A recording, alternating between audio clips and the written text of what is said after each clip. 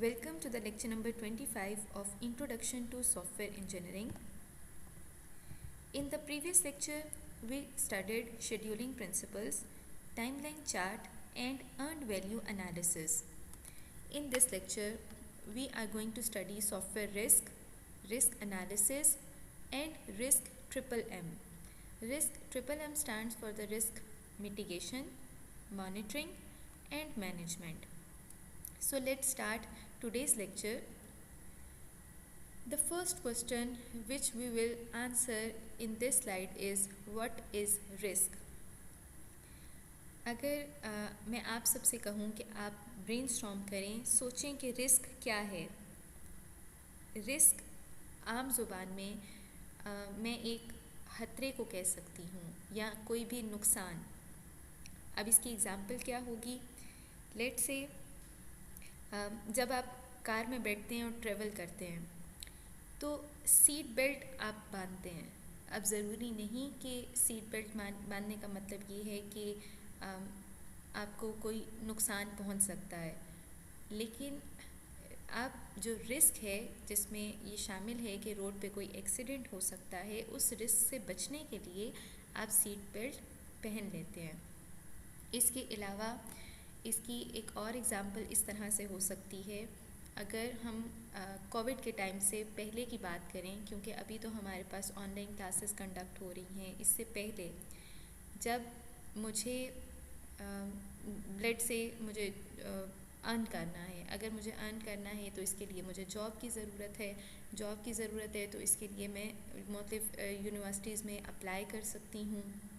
अगर मैंने अप्लाई किया, इसका मतलब ये है मैं अपनी प्रोफेशनल लाइफ में अगर मैंने कोई यूनिवर्सिटी में जॉब कर रही हूँ और मैंने वहाँ पर कोई कोर्स पढ़ाना शुरू कर दिया, तो मैं अपने साथ बहुत से रिस्क एसोसिएट कर रही हूँ। For example this risk can be associated such as कि मुझे अगर मैं रोड पे ट्रैवल कर रही हूँ तो एक्सीडेंटल रिस्क हो सकता है कोई भी, या फिर उसके अलावा अगर कोई भी शख्स अपने घर से बाहर निकल रहा है, घर पे तो आप सेफ़ हो, बाहर आप निकलते हो तो गिर सकते हैं, कोई चोट लग सकती है।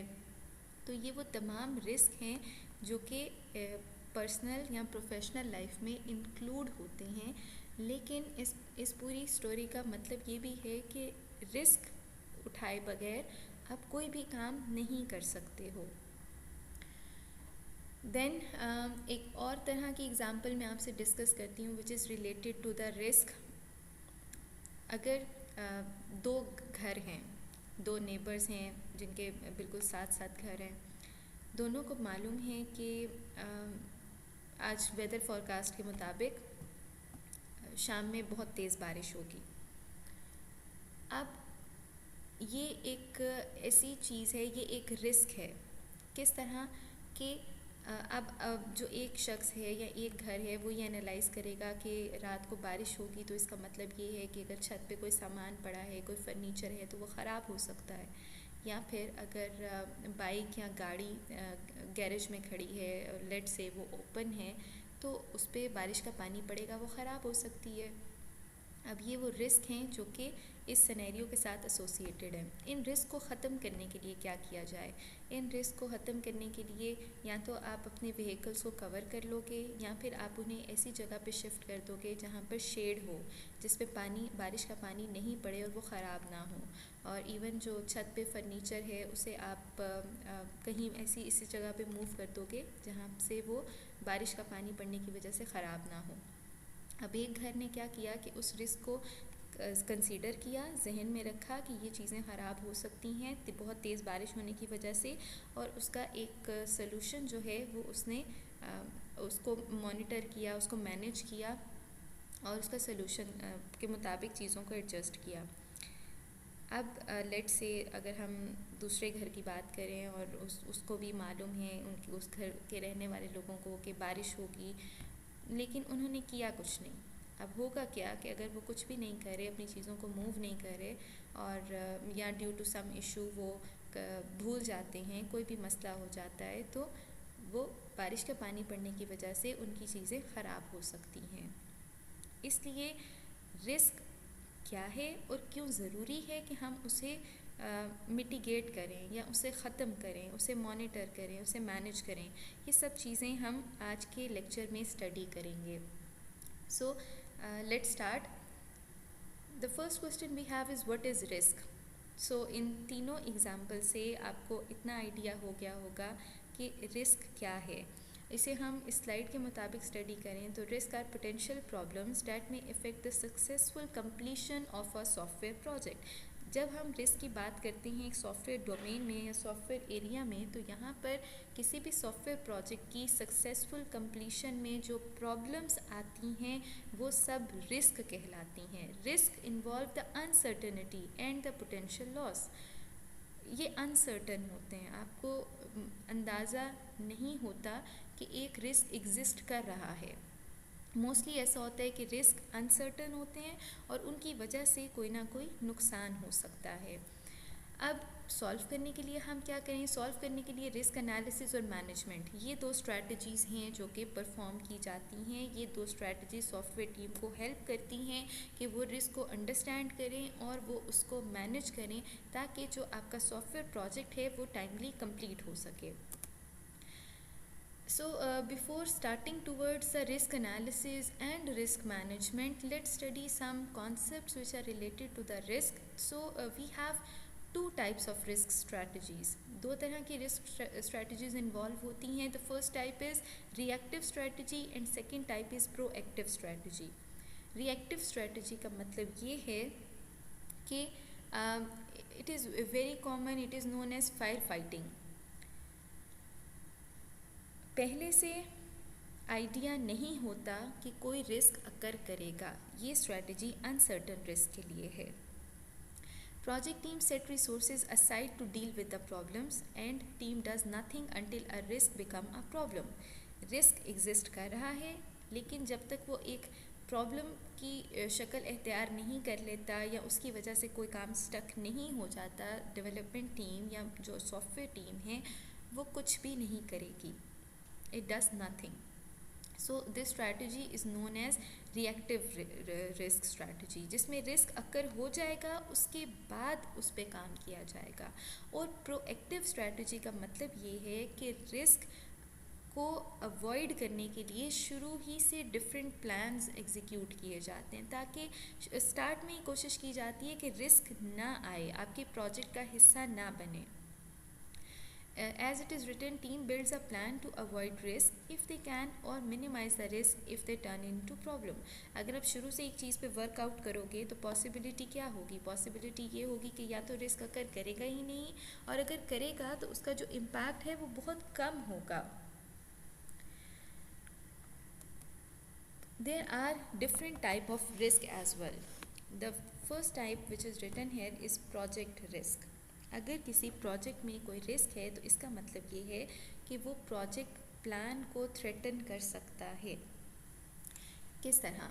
लेट्स से आपको एक एग्जांपल देती हूँ कि एक सॉफ्टवेयर प्रोजेक्ट आपने कस्टमर से कहा कि उसे आप 3 माह में डिलीवर कर दोगे, लेकिन अगर उसमें कोई ऐसा रिस्क आ जाता है, कोई रिस्क इसमें एग्जिस्ट करता है जिसकी वजह से वो कंप्लीट नहीं हो सका टाइम पे, तो ये जो शेड्यूलिंग से रिलेटेड रिस्क हैं ये आपके प्रोजेक्ट रिस्क का एक पार्ट है।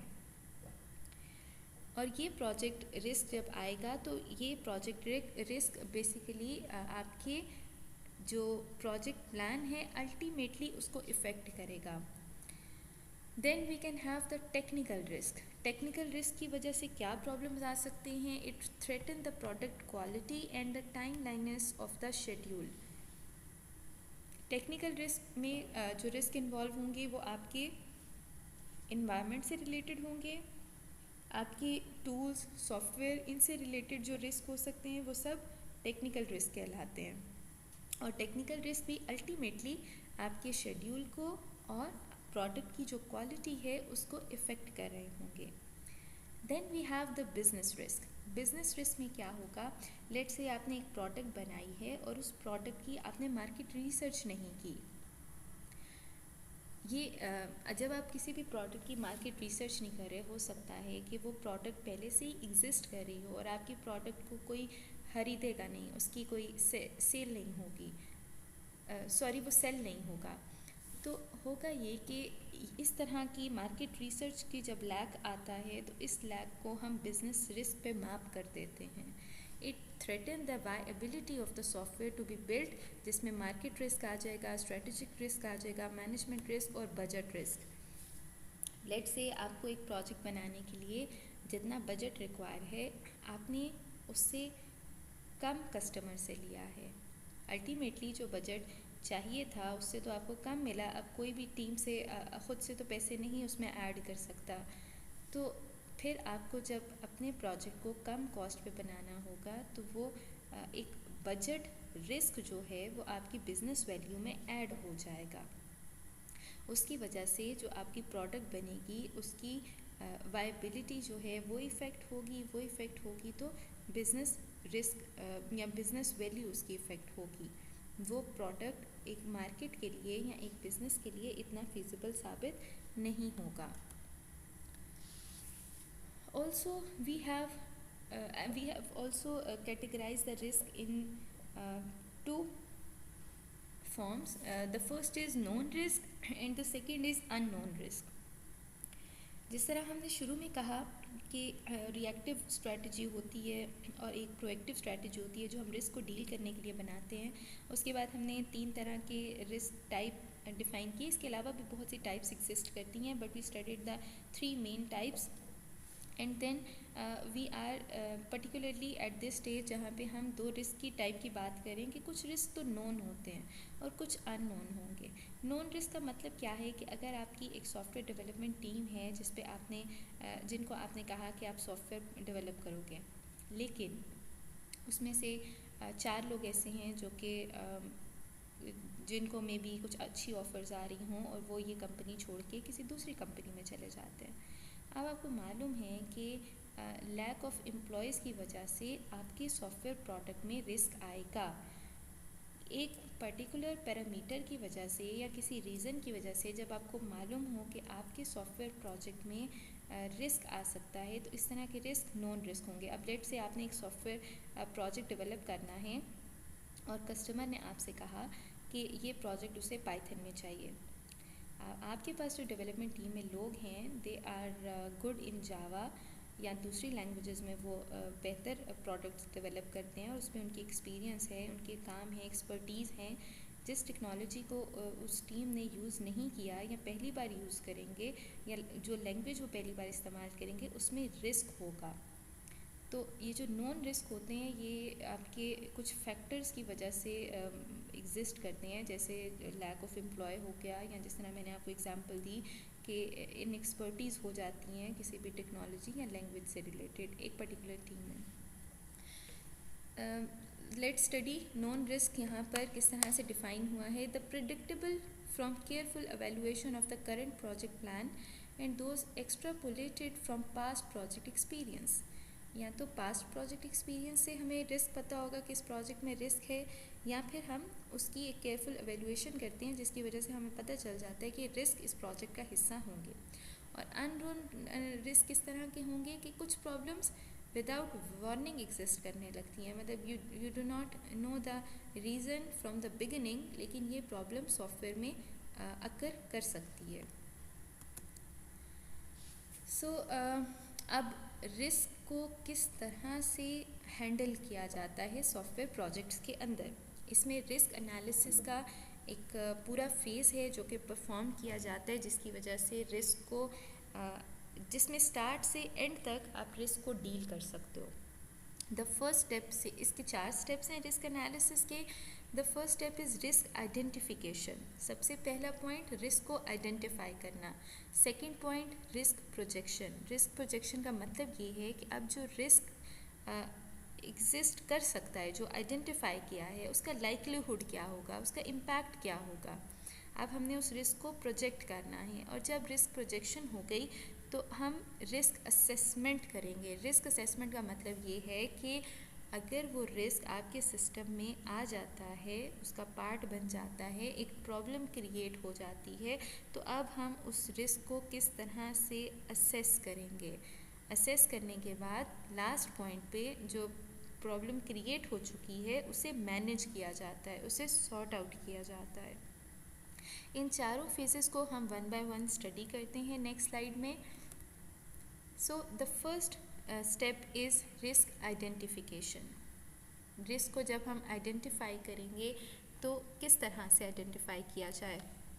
रिस्क को आइडेंटिफाई करने के लिए हम एक्सपर्ट की एडवाइस ले सकते हैं जिन्होंने इस सॉफ्टवेयर प्रोजेक्ट पे काम किया हो। हम तमाम स्टेक होल्डर्स को इन्वॉल्व कर सकते हैं, उनसे उनके साथ जब हम मीटिंग करेंगे, उनसे हम सॉफ्टवेयर प्रोजेक्ट के बारे में समझेंगे तो हमें एक इनपुट मिलेगी कि क्या सॉफ्टवेयर में कुछ रिस्क इन्वॉल्व हैं या नहीं। स्टेक होल्डर्स को इन्वॉल्व किया जा सकता है, एक्सपर्ट एडवाइस ली जा सकती है और डिफरेंट टेक्निक्स हैं जिनको यूज़ करते हुए हम रिस्क को आइडेंटिफाई कर सकते हैं।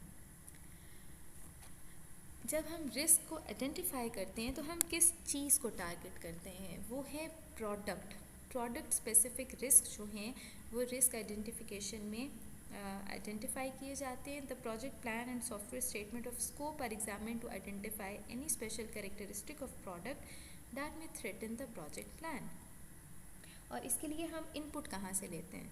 जब हम रिस्क को आइडेंटिफाई करें we get the input from the project plan, वो हम सामने रखते हैं, हम उसकी स्कोप्स को सामने रखेंगे और इन चीज़ों को सामने रख के हम आइडेंटिफाई करते हैं कि इस प्रोडक्ट में कौन सी ऐसी चीज़ें हैं, कौन से ऐसे प्रॉब्लम्स हैं जो क्रिएट हो सकते हैं या जो रिस्क हैं वो एग्जिस्ट कर सकते हैं।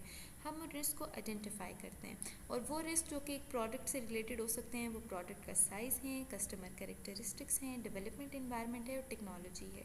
ये वो चार तरह के रिस्क हैं जो किसी भी प्रोडक्ट के साथ एसोसिएट हो सकते हैं in general. The second phase we have is risk projection. The risk drivers affecting each risk component are classified according to their impact and the potential consequences of each undetected software fault or unachieved project outcome.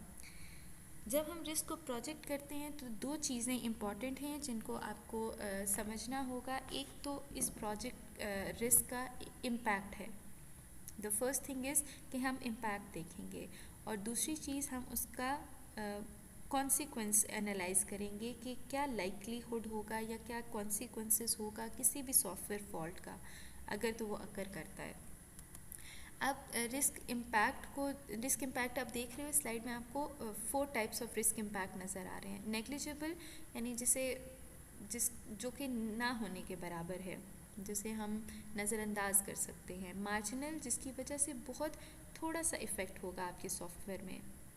Critical का मतलब ये है कि इस risk को handle करना important है। और कैटास्ट्रोफिक, जो बिल्कुल आप कह लो कि इस टर्म को अगर मैं उर्दू में डिफ़ाइन करूँ तो जानलेवा साबित होगा ये, अगर ये अकर कर जाए तो इसकी नोयत जो है वो बहुत ज़्यादा है। तो ये 4 तरह के रिस्क इम्पैक्ट हैं जो कि आप मैप करते हो अपने सॉफ्टवेयर प्रोजेक्ट के लिए। लेकिन अभी इसको मैप कहाँ पे किया जाए? इसको मैप करने के लिए हम कुछ कंपोनेंट्स जो हैं उनको डिफ़ाइन कर देते हैं। The first component you can see is performance, then cost, support, schedule. ये वो 4 कंपोनेंट्स हैं जिन पे आप इम्पैक्ट को मैप कर सकते हो। कैसे मैप करेंगे इसे मैं नेक्स्ट स्लाइड में आपको एक्सप्लेन करती हूँ। आप देख रहे हो, आपको ये टेबल इस स्लाइड में जो नज़र आ रहा है। At your left side we have the category और द कंपोनेंट्स।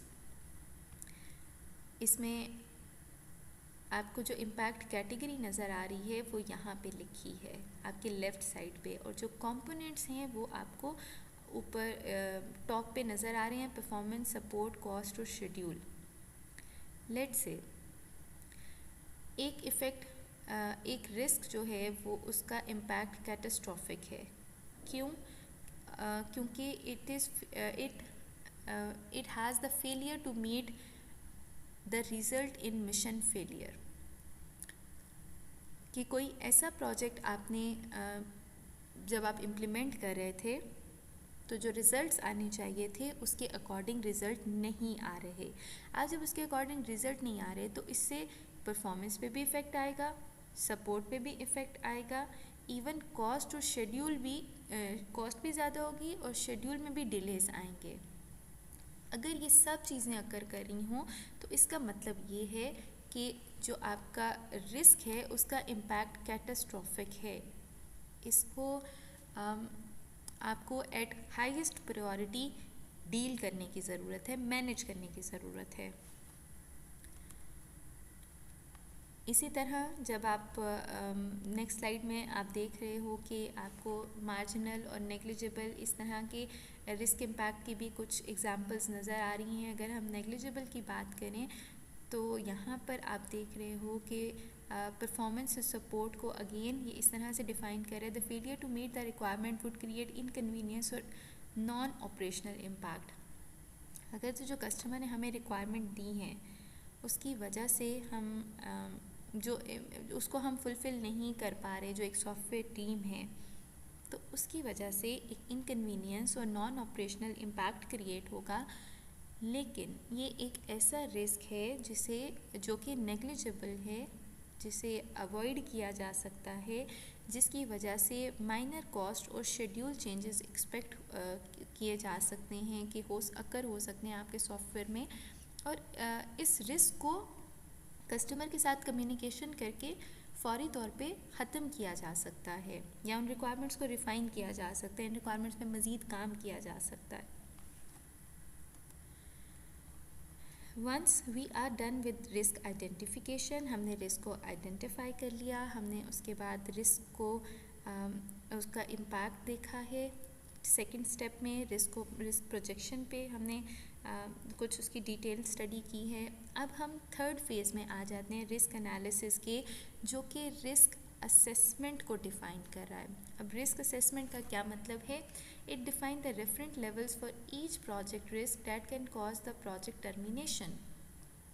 तो हर वो पॉइंट जो कि प्रोजेक्ट टर्मिनेशन को फोकस कर सकता है या उसके लिए एक प्रॉब्लम बन सकता है, हम उनको यहाँ पर हाईलाइट करते हैं। कौन कौन सी चीज़ें हैं जो प्रोजेक्ट टर्मिनेशन का कॉज बन सकती हैं? अगर तो परफॉर्मेंस डिग्रेडेशन हो जाए, कॉस्ट बहुत ज़्यादा बढ़ जाए, सपोर्ट डिफ़िकल्टी आ जाए, या शेड्यूल स्लिप हो जाए, बिल्कुल आप जो शेड्यूल होना चाहिए था उससे बहुत पीछे हैं आप, तो इन सब रीज़न्स की वजह से जो आपका प्रोजेक्ट है वो टर्मिनेशन की तरफ जा रहा है। हम यहाँ पे क्या करते हैं? We attempt to develop a relationship between each risk triple which is risk, probability, उसका impact and each of the reference level. यहाँ पर हम एक रिलेशनशिप डेवलप करते हैं इन रेफरेंस लेवल्स के दरमियान और रिस्क, प्रोबेबिलिटी, इम्पैक्ट के दरमियान। To predict the set of reference points that define a region of termination bounded by a curve or areas of uncertainty। अब इस पॉइंट को नेक्स्ट स्लाइड में देखें, आपको नज़र आ रहा है कि प्रोजेक्ट शेड्यूल है एक तरफ और दूसरी तरफ प्रोजेक्ट कॉस्ट ओवररन्स है। अगर तो कोई ऐसा प्रोजेक्ट है जिसमें ये दोनों चीज़ें ऐड हो रही हैं तो इस पॉइंट पे आके प्रोजेक्ट टर्मिनेशन की तरफ जा सकता है। ये जो बाउंड बेसिकली आपको कर्व नज़र आ रहा है, ये इस प्रोजेक्ट के रिस्क को असेस करने के लिए बनाया गया है कि एट दिस पॉइंट जब प्रोजेक्ट शेड्यूल और प्रोजेक्ट कॉस्ट ओवररन ज़्यादा है, हम यहाँ पे प्रोजेक्ट को टर्मिनेट कर सकते हैं, इससे आगे हम प्रोजेक्ट को नहीं लेके चल सकते। रिस्क को आइडेंटिफाई भी कर लिया, रिस्क की प्रोजेक्शन भी हमने स्टडी कर ली, रिस्क असेसमेंट को भी देख लिया कि जिसमें हमें ये पता चले कि इस एक पर्टिकुलर रिस्क की वजह से प्रोजेक्ट टर्मिनेशन अकर हो सकती है, कहाँ पर। अब हमने उस रिस्क को लेट से वो रिस्क अकर कर गया है, रिस्क को हम एग्जिस्ट कर रहा है एक सॉफ्टवेयर प्रोजेक्ट में, हमने उसे मैनेज करना है। तो मैनेज करने से पहले we have three types, we have actually two types. The first is mitigation, the second is monitoring and third is management. RMMM का मतलब है सबसे पहले हम प्रोएक्टिव प्लानिंग करेंगे ताकि रिस्क अवॉइड किया जाए, रिस्क अकर मिनिमम उसका इम्पैक्ट हो, वो अकर ही ना हो। देन अगर वो रिस्क अकर हो गया, असेसिंग रिस्क मॉनिटरिंग में हम ये करते हैं कि हम असेस करते हैं वेदर प्रिडिक्टेड रिस्क अकर और नॉट, क्या वो अकर करेगा या नहीं करेगा, और उसकी कुछ फ्यूचर रिस्क एनालिसिस की इन्फॉर्मेशन भी ले लेते हैं और ये देख लेते हैं कि किस तरह के रिस्क हैं जिनकी वजह से कुछ प्रॉब्लम्स अकर होती हैं। ये सारी चीज़ें हम उस रिस्क में जब वो रिस्क आ जाता है, जब वो एक प्रोजेक्ट का हिस्सा बन जाता है, तो हम उसे मॉनिटर करें। अब मैनेजमेंट में क्या होगा? मैनेजमेंट में we take actions in the event that mitigation steps have failed and the risk has become a live problem। अब जब रिस्क को एक लाइव प्रॉब्लम बन गया है, तो रिस्क मैनेजमेंट में हम उस प्रॉब्लम को सॉल्व करने के लिए डिफरेंट स्टेप्स परफॉर्म करेंगे या उसका सोल्यूशन देखेंगे कि क्या पॉसिबल सोल्यूशन हो सकता है जिससे ये रिस्क ख़त्म हो जाए। रिस्क मिटिगेशन एग्जाम्पल आपको स्लाइड पे नज़र आ रही है। इस एग्जाम्पल को आप स्टडी करें। लॉस ऑफ की टीम मेंबर्स। अगर किसी सॉफ्टवेयर प्रोजेक्ट टीम में सपोज़ 10 लोग काम कर रहे हैं और आप ऑब्ज़र्व कर रहे हो कि वो लोग आपकी प्रोजेक्ट टीम को छोड़ के फॉर एग्ज़ाम्पल कोई राइवल कंपनी है उसका पार्ट बन रहे हैं, तो क्या इस रिस्क के क्या रीजंस हो सकते हैं, क्या इसकी स्ट्रैटेजी हो सकती है। इस स्लाइड को आप लोग स्टडी करें और लाइव सेशन में वी विल डिस्कस कि इसकी अंडरस्टैंडिंग क्या हुई आपको। Then another important concept we have in this slide is risk information sheets।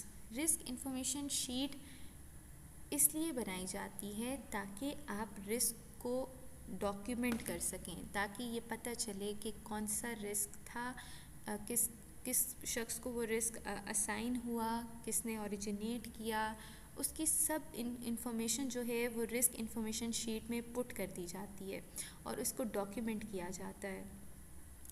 और आप देख रहे हो यहाँ पे लिखा है कि often the risk information sheets are maintained using a database system. और इसके कंपोनेंट्स क्या होते हैं? Risk ID, date, probability, impact description, then mitigation, monitoring, refinement उस रिस्क की, मैनेजमेंट उस रिस्क से रिलेटेड, उसका स्टेटस क्या है और उसका ओरिजिनेटर कौन था और वो किस स्टाफ मेंबर को असाइन हुआ। ये सब इंफॉर्मेशन रिस्क इंफॉर्मेशन शीट्स में पुट कर दी जाती है ताकि एक रिकॉर्ड रहे, ताकि अगर किसी भी शख्स को रिस्क, जिस तरह हम देख रहे थे कि पास्ट प्रोजेक्ट से भी रिस्क को एनालाइज किया जाता है, आइडेंटिफाई किया जाता है, तो अगर ये रिस्क शीट मौजूद होंगी RIS रिस्क इंफॉर्मेशन शीट, इन्हीं की वजह से फिर हम रेलेवेंट प्रोजेक्ट और पास्ट प्रोजेक्ट्स के एक्सपीरियंस को स्टडी कर सकते हैं और देख सकते हैं कि हमारे प्रोजेक्ट में भी ये रिस्क आएगा या नहीं आएगा। So in this lecture we studied about the software risk, we studied the risk analysis phases, and we have also seen the risk triple M, which is risk mitigation, monitoring and management. If you face any difficulty in this lecture, you can write it down. We will discuss it in the live session. Thank you for listening, class.